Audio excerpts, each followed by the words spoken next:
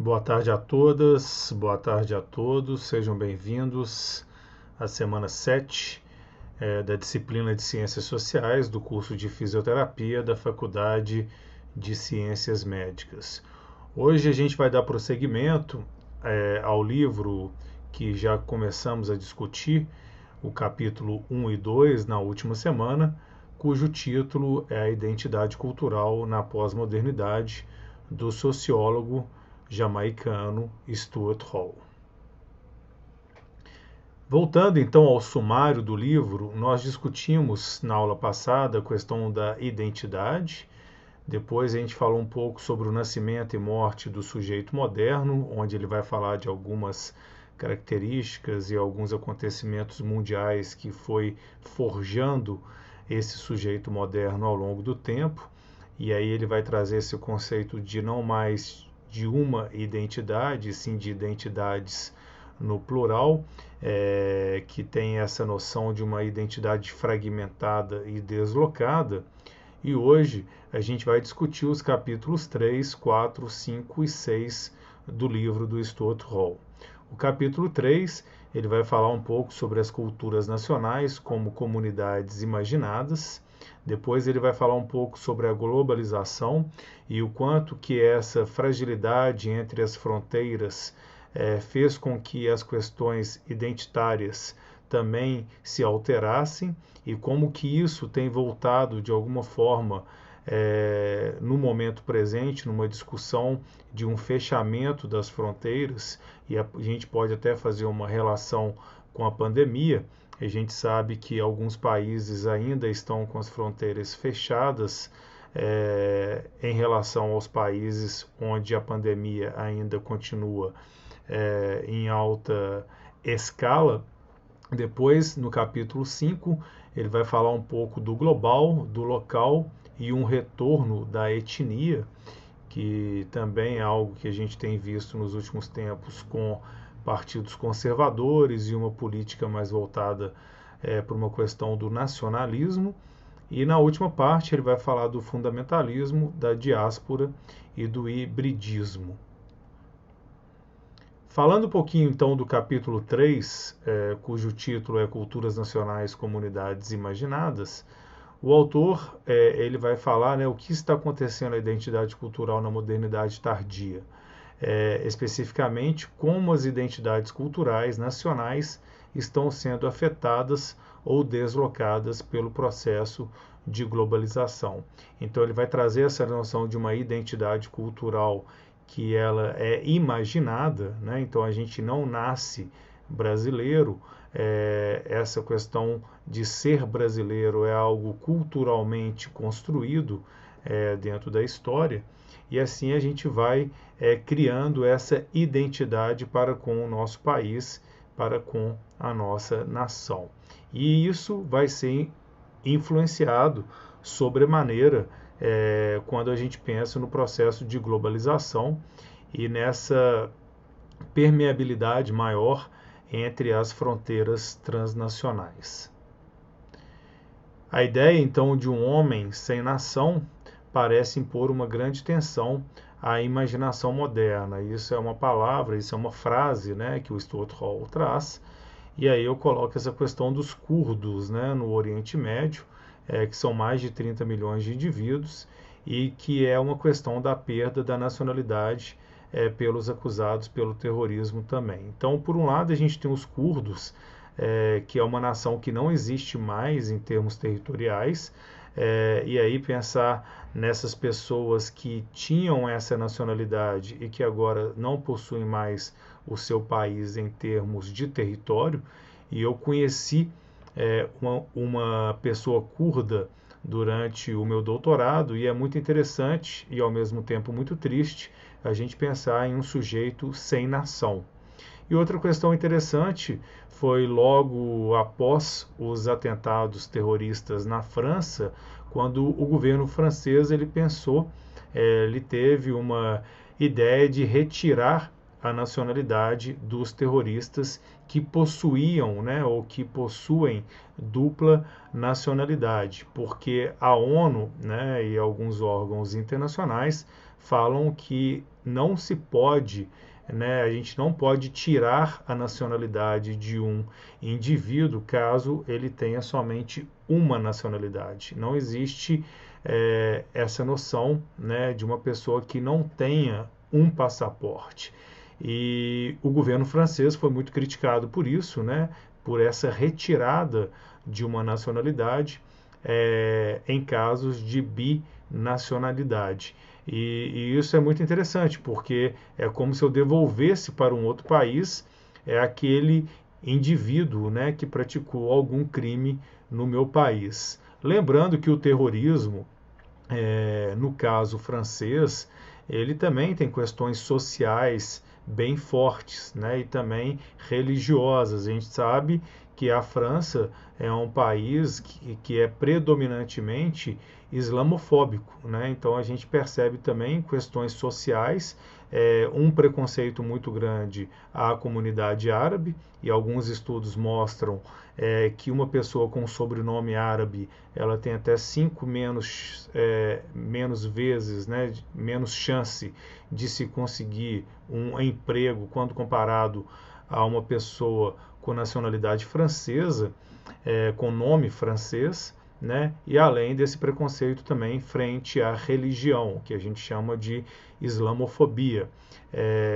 Lembrando que nem todos, né, os muçulmanos são terroristas, mas só que a mídia e a apropriação e a instrumentalização do terrorismo leva a essa noção que é totalmente falsa. O autor vai continuar falando, então, que as identidades nacionais não são coisas com as quais nascemos, mas são formadas e transformadas no interior de uma representação. E isso é muito interessante quando a gente pensa até mesmo na Segunda Guerra Mundial, né? O quanto que uma nacionalidade ou um nacionalismo exacerbado pode levar, em alguns momentos, para conflitos. Essa questão da nacionalidade, e aí brincando um pouquinho com a questão da migração também, ela está muito presente em algumas situações recentes, entre elas essa que eu trago para vocês, que é a questão do Brexit, né? Ou seja, como que essa noção de nacionalidade britânica ou de um nacionalismo britânico julgou a favor do plebiscito que foi feito na Grã-Bretanha para que a Grã-Bretanha ela saísse da União Europeia. E isso vai muito além, né? Então essa reportagem do The Guardian, que é um jornal que eu gosto muito, vai falar que documentos vazados revelam que a retirada, a saída da Grã-Bretanha da União Europeia tinha a ver também com um tipo de política, né, para deter os imigrantes que vinham principalmente do Oriente Médio e da Síria. Então, olha como que, brincando, né, com essa questão da nacionalidade e do nacionalismo, existem outras ideias por trás também. No caso do Brexit, era uma maneira de fechar as fronteiras frente aos imigrantes que vinham de países onde existia guerra civil. Lembrando que é diferente, né, quando a gente pensa em imigrantes financeiros ou econômicos, né, que vão em busca de um país para trabalhar, por um melhor nível de vida, né, e é bem diferente quando a gente está falando, né, de pessoas que estão fugindo de uma guerra civil e que normalmente, dentro das ideias que são concebidas dentro da ONU, é dever das nações acolher estes imigrantes que estão fugindo das suas nações por causa de guerra civil ou por causa de alguma outra catástrofe. Falando agora um pouco da globalização e como que ela vai influenciar sobremaneira nessa questão das identidades e na questão do nacionalismo também, o autor ele vai trazer que é um fator fundamental que está deslocando as identidades culturais nacionais. Então a gente sabe que a partir da globalização esse sentimento de pertencimento ele fica mais fluido, né? Então, refere-se a processos que atuam em escala global, que atravessa fronteiras nacionais e interliga comunidades, tornando o mundo mais interconectado e modificando a nossa relação espaço-temporal. Então, quem aqui já viveu, já morou em outro país, sabe que existe um apego, né, que nós temos com outras nações, e aí a gente pode falar, né, em identidades que vão sendo forjadas em associação a outras nações. E então ele vai falar que fornece rápida e veloz circulação de culturas ao redor do mundo. Então, à medida que áreas diferentes do globo são postas em interconexão, ondas de transformação social atingem as diferentes sociedades, tendo efeitos sobre as identidades culturais. Essa frase é muito interessante e mostra o quanto que um evento, né, ou algo que está acontecendo no outro país pode influenciar, sim, outras regiões do globo naquele mesmo momento.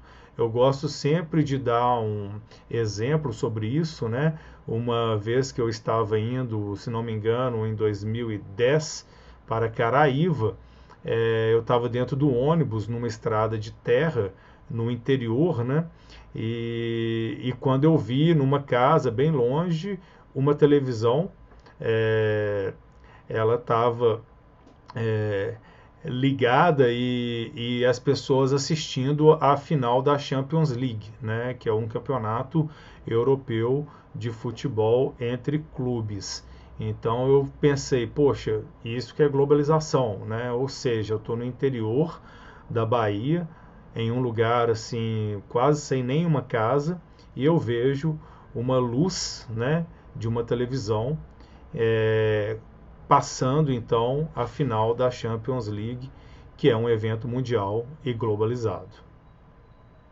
Então a globalização ela vai atuar diretamente na questão das identidades culturais, né, fazendo com que estas sejam deslocadas, multirreferenciais e plurais. Então aqui, de uma certa forma, o Stuart Hall vai quase que provar, né, o quanto que essa globalização vai influenciar nesse conceito de identidade no plural. Essa globalização, então, resulta em uma compressão das distâncias e escalas temporais, aumentando a circulação de sujeitos e culturas e tem efeitos sobre a identidade cultural, mesmo nos locais mais distantes. Então, é a globalização influenciando diretamente na questão cultural e trazendo, né, novas circulações, novas ideias, novas culturas e, consequentemente, novas identidades. Dando prosseguimento, ele vai falar que a globalização provoca, então, fluxos culturais e, como consumidores de culturas, as pessoas passam a ter identidades partilhadas, né? Ele vai falar, então, de uma possível homogeneização cultural como consumidores para os mesmos bens, públicos para as mesmas mensagens, pessoas que estão distantes em termos de espaço e tempo. Então, essa é uma consequência também da globalização, que de uma certa forma vai gerando uma homogeneização da cultura, vai tirando a heterogeneidade. Eu costumo brincar também que quando a gente viaja para grandes centros urbanos, né, para as grandes capitais do mundo, elas se parecem bastante por causa das mesmas marcas, das mesmas lojas, ou seja, é praticamente uma homogeneização de um comércio que vai tomando parte do mundo inteiro com as marcas mais ricas do mundo. Então a gente vai perdendo a heterogeneidade e as culturas específicas de cada local. Então é por isso que ele vai trazer depois essa noção do local também e do global, como que isso vai sendo influenciado pela questão da globalização. Então, concluindo, ele vai falar que o espaço global é um espaço de fluxo, é um espaço eletrônico, um espaço descentrado, um espaço no qual as fronteiras e limites tornam-se permeáveis. E aí, pensando, né, nesse espaço eletrônico, a internet ela vai fazer com que essas fronteiras fiquem ainda mais permeáveis ou talvez que nem exista mais fronteiras entre as nações. Então, as identidades nacionais estão se desintegrando como resultado de uma homogeneização cultural.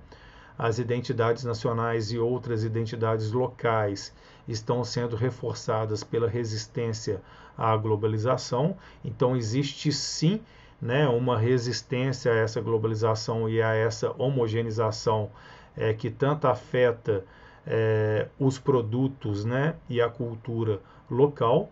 E as identidades nacionais estão em declínio, surgindo identidades híbridas.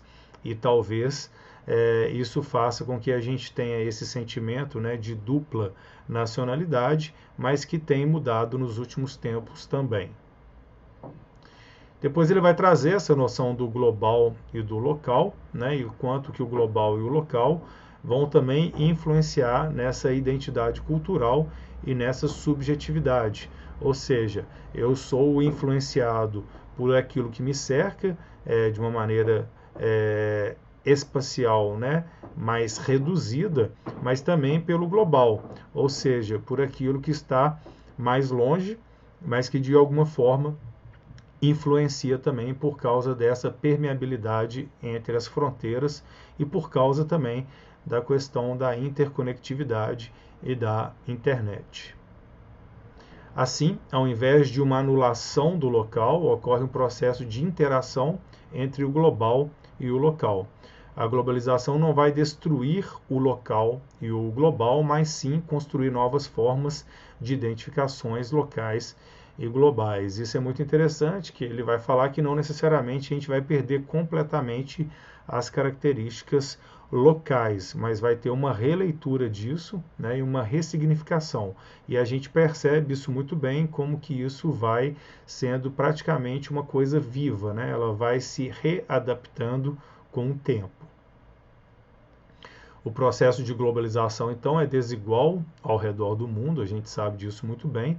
Existe um processo de ocidentalização da globalização, né, porque a cultura ocidental é muito forte, e uma exportação das mercadorias, dos valores, das prioridades e das formas de vida ocidentais. Então, até mesmo, né, no mundo oriental, a gente percebe um aumento do consumo, por exemplo, de comida de fast food, né, o quanto que essa comida ela entrou em alguns países do Oriente, levando consigo, né, todos os males. Então, a questão da obesidade, que não era algo da saúde pública, né, de alguns países orientais, começam a preocupar esses locais por causa de uma mudança cultural ou de uma ocidentalização que ocorre no mundo. O cenário da globalização, então, com suas imagens, artefatos e identidades produzidas pelas indústrias culturais ocidentais, são os que dominam as redes globais. Então, isso também é algo a ser pensado, né, como que toda essa cultura ocidental ela vai sendo praticamente, ela vai criando um certo padrão em todo o mundo através desse marketing e dessa força cultural que esses produtos têm. A globalização tem o efeito de contestar e deslocar as identidades, ela tem um efeito pluralizante sobre as identidades, tornando as identidades culturais mais plurais, diversas, menos fixas, né? Então aqui ele traz mais uma vez esse deslocamento, essa fragmentação que o global e o local vão sofrer por causa dessa globalização que atinge o mundo todo, mas lembrando de maneira desigual, né? Nem sempre a globalização ela ocorre da mesma maneira. E ela pode trazer, de uma certa forma, também uma maior desigualdade, fruto, né, desse poderio ou de uma geopolítica da questão da globalização que existe em todo o mundo. Por fim, o Rawls sustenta, então, o argumento de que vivemos em um contexto de hibridismo, né, ou seja, somos híbridos um pouco de tudo, conceituado como fusão entre as distintas tradições culturais e com sua fonte criativa produz novas formas de cultura. Então essa noção de um ser híbrido é muito interessante e a gente pode até falar também de um mundo virtual de seres ciborgues, né? Então, ao mesmo tempo que a gente é híbrido, a gente também já tem uma parte que ela é robotizada também. Então, essa noção do ciborgue também é uma noção muito interessante quando a gente pensa no mundo virtual. E é mais apropriado, então, à modernidade tardia, né? Ou a pós-modernidade ou a contemporaneidade. As ideias do Hall defendidas na obra, né, nos auxiliam a pensar o campo da medicina e da fisioterapia também.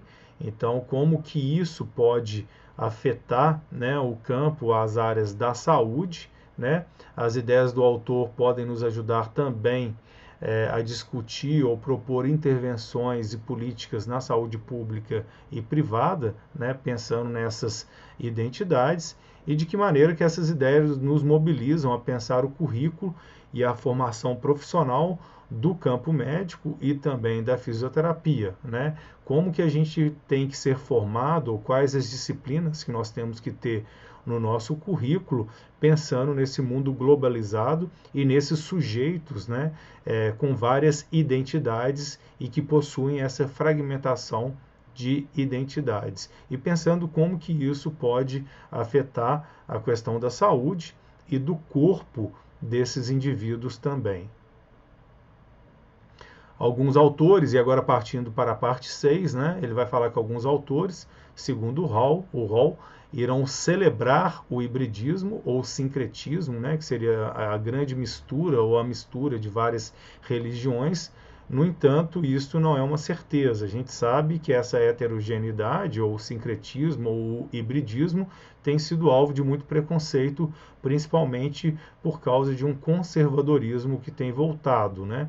Então, dois exemplos atuais que ele cita seria o ressurgimento do nacionalismo na Europa Central e um crescimento de um certo fundamentalismo.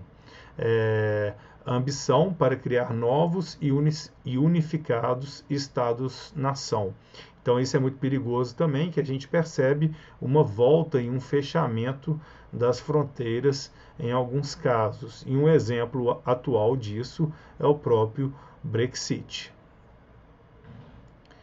Falando um pouquinho da diáspora contemporânea, ou desses fluxos de migração, né, que é uma definição da diáspora, a gente tem uma foto aqui que mostra esse fluxo principalmente vindo da Síria, né, o quanto que isso tem sido frequente no mar do Mediterrâneo, com essas travessias não humanas, né, que vêm acontecendo. Então, essa imagem, né, que mostra esse barco abarrotado de gente é muito mais frequente do que a gente pensa.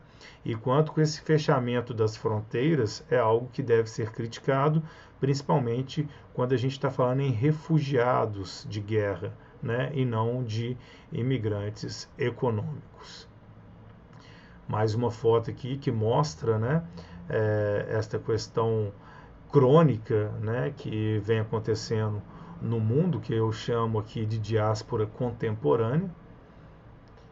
E para finalizar, eu queria só trazer alguns números, né, essa questão da migração na Síria, e esse gráfico ele mostra para a gente o quanto que a partir do ano de 2010 a migração na Síria tem ficado cada vez maior. E aí a gente está falando de pessoas que estão fugindo de uma guerra civil e não somente buscando uma vida melhor. Lembrando, né, que o Steve Jobs, né, que era o presidente da Apple, ele é da Síria e ele é uma pessoa que saiu do seu país e foi para os Estados Unidos. Então, olha como também que essa questão da migração, né, ela pode ser tratada de outra maneira.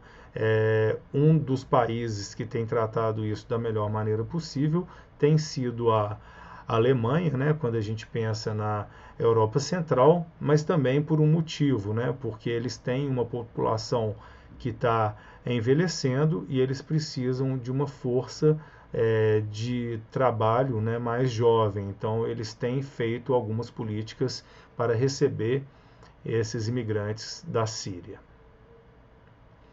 A gente fica por aqui, então, nessa discussão final do livro do Stuart Hall. e trazendo, né, essas perspectivas, essas noções e essa compreensão dessa identidade ou dessas identidades na contemporaneidade. Eu espero que vocês tenham gostado. Um grande abraço e até a semana que vem.